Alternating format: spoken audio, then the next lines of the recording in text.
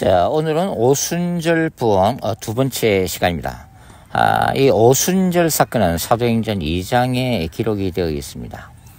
자, 사도행전 2장의 이 오순절의 그 신학적인 의미에 대해서 개혁주의 신학자들과 오순절 신학자들 간에 보는 관점의 차이가 있습니다. 개혁주의에서는 소위 말해서 구원의 유일해성, 그러니까 사도행전 2장의 오순절 사건은 역사적으로 단 한 번 일어났던 사건이고 구원이 제자들에게 임했던 단회적인 사건으로 보고 있습니다. 제임스 던이나 이런 학자들이죠.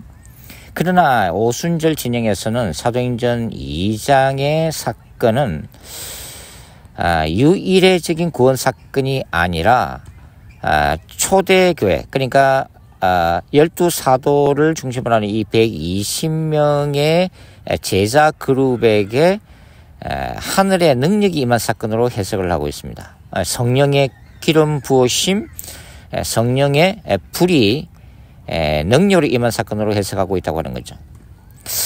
저는 이 오순절 사건을 하늘의 능력이 임함으로 보고 있습니다. 여러 가지 이유가 있지만 가장 중요한 것은 뭐냐면 사도행전이 누가복음에 이은 누가의 두 번째 책이고 누가복음 24장과 사도행전 1장은 서로 연속적으로 연결되어 있다고 하는 거죠. 그러니까 누가복음 24장에서 예수께서 하늘로 승천하시기 전에 제자들에게 남기신 메시지가 뭡니까? 너희가 하늘의 능력이 너희에게 임할 때까지 예루살렘을 떠나지 말라라고 말씀하신 거죠. 예수님의 말씀은 명백합니다. 성령의 능력을 덧입어야 예수 그리스도의 복음을 땅끝까지 전할 수가 있다고 하는 거죠.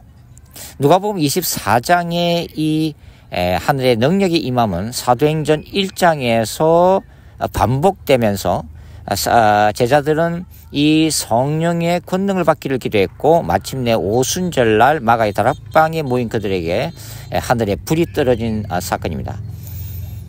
기본적으로는 이것이 바로 성령의 임하심으로 우리가 이 누가복음과 사도행전의 문맥과 구조를 볼 때는 그렇게 이해하는 것이 이제 합당하다고 하는 거죠.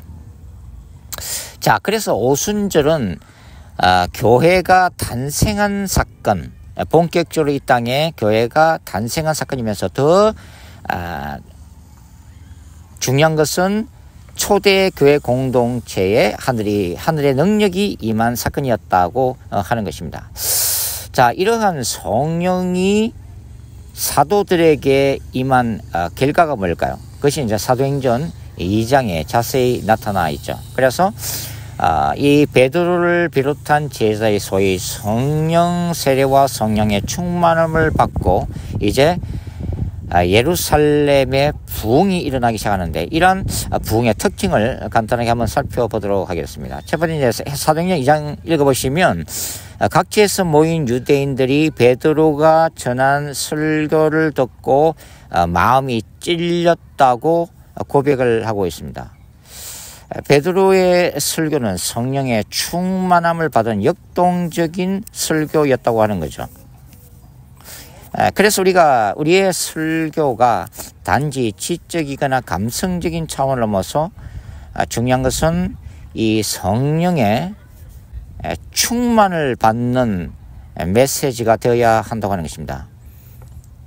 하늘의 능력을 덧입은 설교자의 메시지는 다르다고 하는 거죠. 대표적인 사람이 이제 미국의 대각성 운동을 일으켰던 조나단 에드워즈나 찰스 핀이죠. 조나단 에드워즈 같은 설교자의 스타일은 원래가 그냥 원고를 그냥 강단에서 읽는 식의 그런 설교 방식이었습니다. 오늘날 설교학자들이 할 때는 가장 나쁜 행실이라고 이제 보잖아요. 왜냐하면 이제 청중들과의 아이 컨택이 전혀 없는 상태에서 그냥 말 그대로 이제 설교문을 읽어 내려가는 거죠. 아마도 에드워즈는 바로 이제 이 촛불까지 켜놓고서 이 원고, 설교 원고를 조용한 목소리로 읽어 내려갔을 것입니다. 근데 중요한 것은 바로 그 자리에서 뭐가 일어났어요? 영적 부흥의 역사가 일어났다고 하는 거죠. 하나님의 진노의 손에 붙들린 그 죄인들을 향한 이 지옥의 생생한 그 현실을 설교하는 조나단 에드워즈에게 하늘로부터 능력이 임했다고 하는 것입니다. 그래서 처음에 따분하게 조용하게 이 설교를 듣고 있던 청중들이 성령의 능력이 임함으로 말미암아 그들은 견딜 수가 없었다고 하는 거죠. 그래서 그 자리에서 넘어지기도 하고 바로 옆에 복도에 무릎을 꿇고 울부짖기 시작했다고 하는 것입니다. 이것이 본격적인 바로 부흥의 시작이었다고 하는 거죠. 그러니까 여기서 우리가 보다시피 에드워즈의 설교 능력이 아니라 하늘부터 능력이 임할 때는 연약한 에드워즈의 그 설교자를 통해서도 강력한 회개 역사가 일어났다고 하는 것입니다. 찰스 피니의 경우도 마찬가지입니다. 찰스 피니가 어떤 이 복음을 전하면서 어떤 공장에 복음을 전할 때 그 복음이 끝나자마자 바로 그 공장에 모인 사람들에게 강력한 회개 역사가 일어났다고 하는 거죠.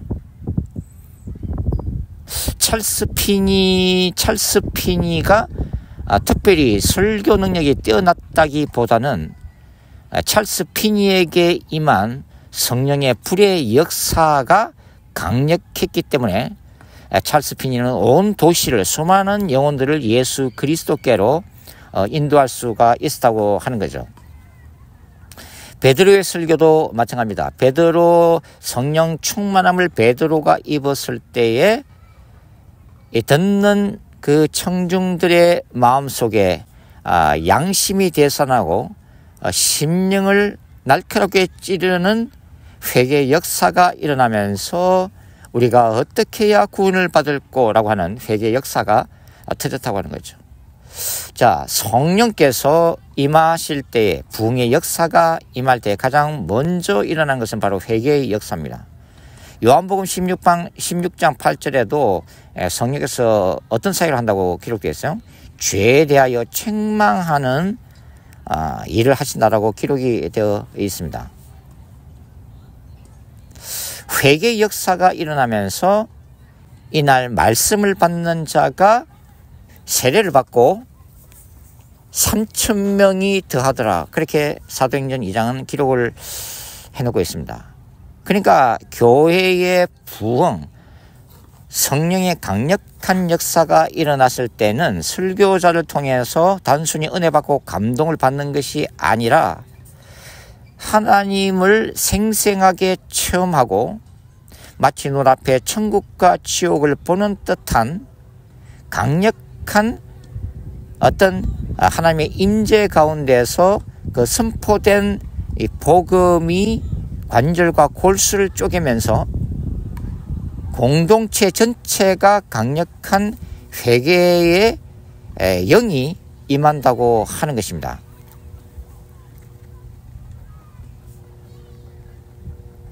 자, 여기서 영적 부흥 역사에 있어서 가장 중요한 것은 뭐냐면은 말씀을 통해서 강력한 성령의 역사가 일어나면서 일어나는 회개 역사입니다.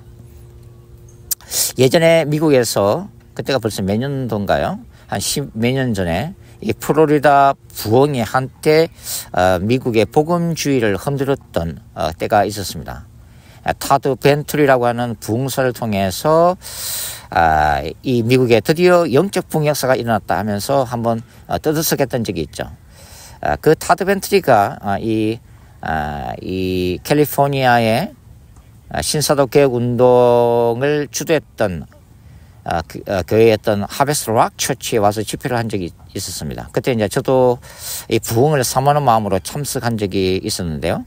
말 그대로 이제 2시간 정도 지켜보다가 저는 크게 이제 실망을 했습니다. 왜냐하면 타드 벤트리가 그 줄선 사람들을 안수해서 땅에 쓰러뜨리는 쇼업만으로 끝났다고 하는 거죠.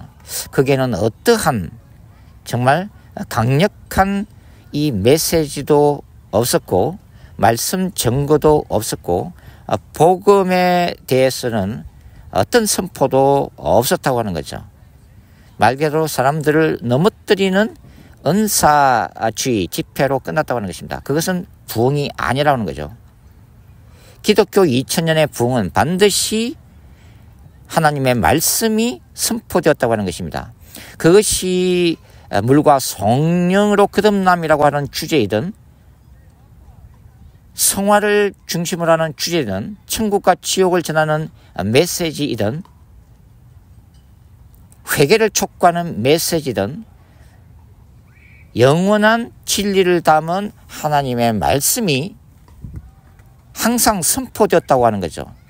그 선포되는 말씀 가운데 초자연적인 강력한 역사가 일어나고 성령의 불이 임할 때에 놀라운 공동체적인 회개의 역사가 일어나면서 삶이 바뀌는 성화 열매가 뒤따랐다고 하는 거죠. 이것이 바로 부흥이라고 하는 것입니다. 자, 그래서 이 성령의 능력은 바로 복음을 강력하게 증가하는 동력입니다. 그리고 참된 부흥의 역사가 일어나면 양적으로 교회가 성장될 뿐만 아니라 질적인 헌신이 동시에 일어난다고 하는 거죠. 이것은 기존 신자들을 강력하게 깨울 뿐만 아니라 이 부흥 집회에는 이 부흥 집회에 참석한 불신자들조차도 복음을 전혀 들어보지 못한 불신자들 가운데서도 강력한 회개 역사가 일어난다고 하는 거죠. 왜냐하면 그들이 직접 살아계신 하나님을 체험하는 초자연적 역사가 뒤따르기 때문입니다. 바로 이러한 역사가 바로 계시록 11장에 나오는 마지막 때의 두 증인의 부흥운동일 것입니다. 두 증인은 굵은 벼옷을 입고 1260일 동안 하나님이 정하신 기간 동안 강력한 회개의 메시지를 전한다고 하는 거죠. 예언적 메시지를 전하고 그들은 모세와 엘리야의 기사와 표적을 행하면서 마침내 마지막 때의 예루살렘 부흥을 이끌게 될 거라고 하는 거죠. 자, 사도행전 2장에서 이제 베드로의 설교를 통해서 강력한 영적 부흥을 경험하면서 말씀을 받고 세례를 받았던 자들이 이제 예루살렘 교회 공동체에 들어오기 시작합니다. 그리고 이제 이 초대 예루살렘 교회에서도 하나의 종말론적인 어떤 변화가 일어나기 시작하는데요. 어떤 변화냐면 사도행전 2장 42절 이하 읽어보시면 어떤 현상이 나요? 서로 떡을 떼며 기도하기에 힘쓰고 물건을 서로 통용하고 필요를 따라서 다른 사람의 그 생활을 지원하는 일이 일어났다고 하는 거죠. 자, 이게 굉장히 놀라운 것입니다. 인간이 가장 그 집착과 믿음을 못 부리는 것이 바로 돈과 재물에 대한 욕심입니다. 그러나 성령께서 강력하게 임하시면서 이제는 이 초대교회 예루살렘 교회에서는 물질로부터 완전한 자유함을 얻고 이제는 하나님의 나라를 위해서 어떻게 재물을 써야 될지 과감하게 행하는 믿음의 삶이 두드러지게 나타났다고 하는 거죠. 물론 이 초대교회는 성령의 임하심으로 인해서 종말론적 공동체라고 우리가 이름을 붙일 수가 있습니다. 베드로를 비롯한 초대교회의 사도들은 예수 그리스도의 재림이 임박했다고 생각을 했다고 하는 거죠. 그리고 성령의 강력한 임하심과 그들을 통해서 나타나는 기사와 표적은 예수 그리스도의 재림이 곧 가까이 왔음을 확신케 하는 그런 표적이 되었다고 하는 거죠. 이러한 상황 가운데서 초대 예루살렘 교회는 임박한 그리스도의 재림 앞에서 이제는 하나님의 나라를 위해서 전적으로 헌신하는 모습이 바로 이 재물을 함께 나눈 모습에서도 나타났다고 하는 거죠. 물론 이 사도행전 2장에 나오는 이러한 종말론적 공동체의 이러한 현상은 뭐 이단적인 종말론 교회나 시한부 종말론에 붙들려서 다미 선교회 같이 전 재산을 팔아서 교주가 독식하고 예수 그리스도의 재림을 기다리다가 모든 것이 이제 백지로 돌아가는, 그래서 사회적으로도 큰 악영향을 미치는 이런 시한부 종말론적인 종교 집단과는 다르다고 하는 거죠. 사도행전 2장의 이 종말론적 공동체의 이끌어가는 주 권세는 바로 성령님이었다고 하는 거죠. 성령의 강력한 역사가 있었다고 하는 것입니다. 그러나 이 이단적인 종말론 교회나 시한부 단체에서는 말 그대로 사탄이 미혹하는 거고 사탄이 속이는 거죠. 그 동기에 있어서 그리고 그 목적에 있어서는 완전히 차이가 난다, 그렇게 이제 볼 수가 있습니다. 자, 초대 교회는 성령께서 강력하게 계속 운행하심으로 따라서 이들이 단지 종교적 열심이 아니라 말 그대로 성령의 충만함을 입은 성령에 사로잡힌 삶의 열매로서 나타났다는 의미에서 바람직한 부흥의 어떤 모델을 우리가 볼 수가 있다고 하는 거죠. 자, 그래서 이 사도행전의 부흥은 지속적이고 확장적이라고 이제 우리가 볼 수가 있겠습니다. 사도행전 이 4장에 보시면은 이제 유대교회의 대대적인 박해가 시작됩니다. 왜냐하면 수많은 유대인들이 이제는 예수 그리스도를 믿고 예루살렘 교회의 구성원이 됐기 때문이죠. 자, 성령의 역사가 일어나면 마찬가지로 사탄의 역사도 활발하게 일어납니다. 성령께서 역동적으로 뜨겁게 역사할 때마다 마찬가지로 성령은 바로 사회조직이나 인간들 통해서 대대적인 박해와 방해를 전개한다고 하는 거죠. 어떤 부흥운동에서도 이러한 패턴이 나타나고 있음을 우리가 볼 수가 있습니다. 그때 이 사도들은 이제 주님 앞에서 기도를 하기 시작하죠. 우리가 담대히 말씀을 전하게 하옵시고 기사와 표적이 예수 그리스도 이름으로 일어나게 하옵소서라고 기도합니다. 그럴 때에 기도하기를 다했을 때 어떤 일이 나요? 모인 곳이 진동하더니 무리가 다 성령이 충만하여 담대히 하나님의 말씀을 전했다, 이렇게 기록을 하고 있습니다. 그러니까 초대 예루살렘 교회는 이 유대교로부터의 박해와 위기 상황 속에서도 기도와 말씀 중심의 부흥의 역사를 계속해서 목격을 해나가고 있음을 우리가 볼 수가 있는 거죠. 성령의 충만함이 임했을 때에 순교의 죽음이라고 하는 그 죽음의 두려움도 극복을 할 수가 있습니다. 그리고 방해하는 세상 권력 앞에 담대히 예수 그리스도의 증인으로 설 수 있는, 그리고 담대함으로 복음을 전할 수 있는 예수 그리스도의 증인이 될 수 있음을 우리가 읽을 수가 있는 거죠. 그리고 사도행전 8장에는 이제 사마리아의 빌립 지서를 통해서 예수 그리스도의 복음이 증거되면서 병든 자가 고침받고 악령 들린 자가 치험을 받는 기사와 표적이 동반되는 사마리아 부흥의 역사가 일어나기 시작합니다. 그 옛날 요한복음 이 4장에 사마리아를 방문하셨던 예수님이 그 사마리아의 말씀을 증거했던, 어찌 보면은 주께서 말씀에 씨를 뿌렸고 이제 빌립 집사 때의 사마리아의 영적인 대부흥의 역사가 일어나는, 영적 추수가 일어나는 것을 우리가 볼 수가 있죠. 유대인들에게, 정통 유대인들에게 멸시와 천대를 받았던 이 사마리아 사람들에게 바로 성령이 임하면서 이 복음은 지리적 민족적 경계를 뛰어넘는 하나님의 전략이 이제 펼쳐지고 있습니다. 그리고 이제 사도행전 10장에 이제 고넬료 가정에도 이제 성령 세례가 임하죠. 바로 이방인에게 예수 그리스도의 복음이 전거되면서 하나님의 성령이 부어지고 있는 것을 볼 수가 있죠. 이 고넬료 지방에서 이제 고넬료 식구들이 예수 그리스도를 믿고 성령이 불처럼 임했을 때 이 방언이 터지게 됩니다. 근데 이 방언이 사도행전 2장에서 이 120명의 제자들이 경험했던 외국어 방언인가, 아니면 고린도전서 14장에 나오는 천사 방언인가에 대해서 좀 해석의 차이점이 있습니다.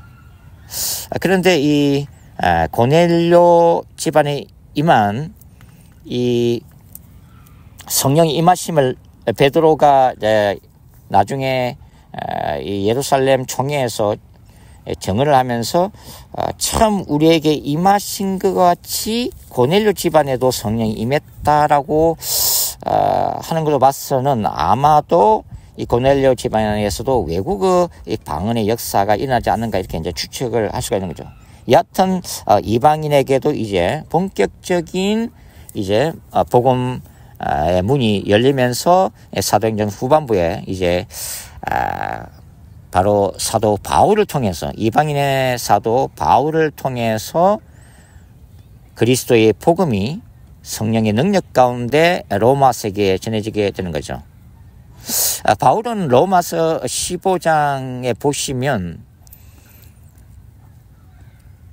이 로마 세계 이방인 가운데 복음을 전할 때에 성령 안에서 수많은 기사와 표적이 일어나서 말씀을 증거했고, 그래서 이 로마 세계의 이 로마 황제 숭배 이데올로기와 각종 신들을 섬겼던 다신론 사회, 그리고 이교도적인 점성술과 마술과 여러 가지 이런 사탄적인 이 이데올로기나 문화로 가득 찼던 로마 세계 안에서 복음을 효과적으로 강력하게 전할 수 있다고 이제 증거를 하고 있습니다.